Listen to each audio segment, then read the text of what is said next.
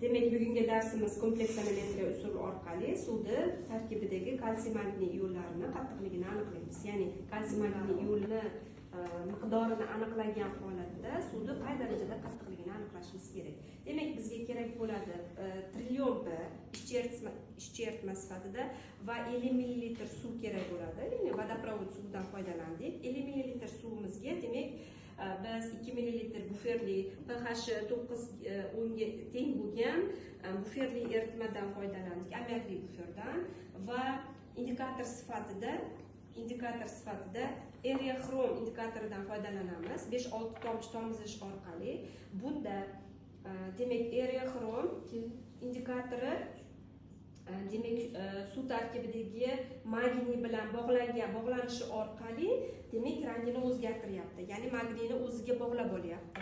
Endi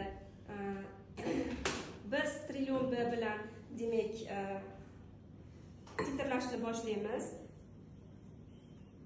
Titrlashni boshlaganimizda demak trillion B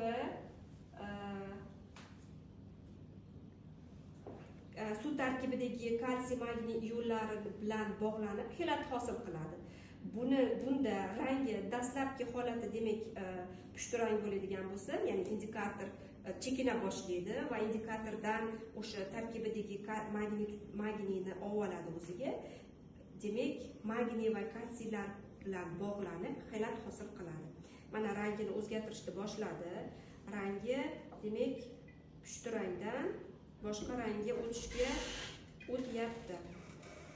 Demak, bu usul arzon, sezgir, ham tezkor. Shu bilan birgalikda bir vaqtni o'zida ham kalsiy, ham magniy iollarini aniqlash imkoniyatini beradi. Demak, rangi dastlabki holati pushti edi.